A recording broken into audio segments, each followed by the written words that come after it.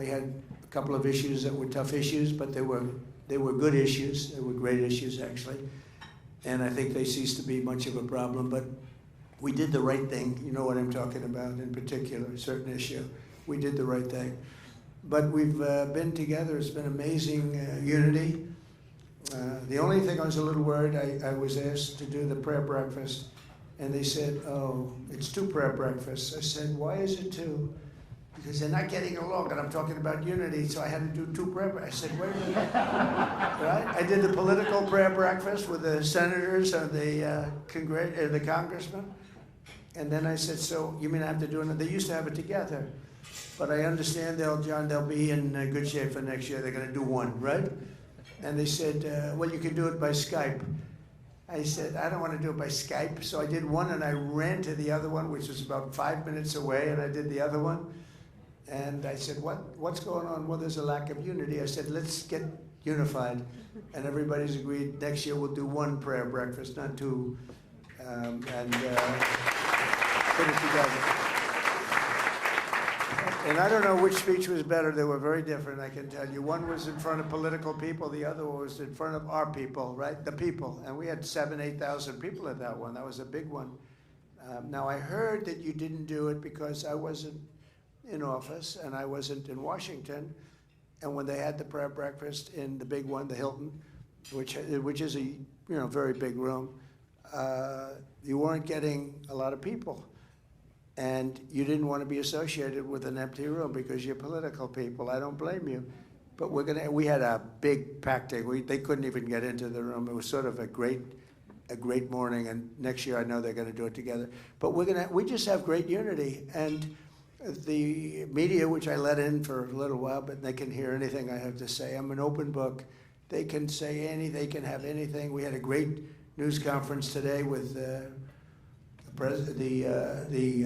Prime Minister. Japan, they wanted to buy U.S. Steel. I said, I can't let you buy it. I cannot. Other companies, you want to buy it, it's okay. But U.S. Steel was one of the greatest companies in the world. For 17 years, it was the #1 company in the world, like 80 years ago. It's a long time ago, during a certain heyday. I think we're in the heyday now. You want to know the truth? I think we're soon going to be in the heyday. We're going to be hotter than anything.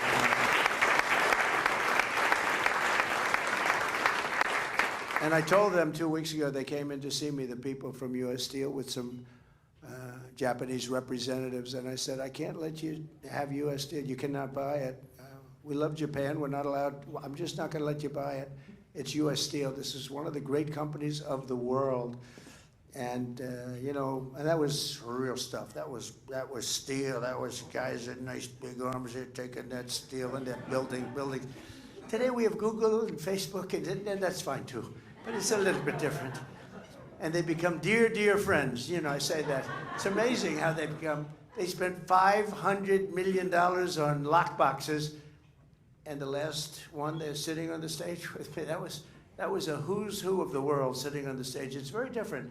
The first one, I didn't have a lot of support, but I had a lot of people's support. But, we did great. Then we had the second one where we did much better. We got 10 or 12 million more votes, and we did phenomenally on the second one. But then we said, look, we did great, but a lot of bad things happened, very terrible things. Terrible, terrible things, and look what happened to our country because of it. But then I said, we got to do it again, but we're going to make it too big to rig. And if anybody here thinks they didn't try, they tried like you wouldn't believe, but it was just too big to rig. They walked away. 9:02 in the evening, they knew it was over. There was nothing they could have done. And that's what we had. We had an election that was too big to rig. We had a great meeting the other day, and yesterday in the Oval Office with about 22 House members, and they were from all sides, super conservative and slightly on the progressive side. I use progressive because tonight I want to be nice, plus we get a lot of cameras rolling back. I want to be nice, but they were very different. And I said, I heard them, I listened for a little while, and then I said, why don't we just balance the budget? Why don't we cut certain things and balance the budget? Don't touch Social Security, don't touch Medicare, Medicaid, just leave them alone. Now, there are people that are illegally in there, because we have a lot of illegal immigrants that have found their way in, and we just can't do that. We just can't do it. But just let's see if we can balance the budget. Everybody in this room it's been really amazing. It's been amazing. The relationships have been good.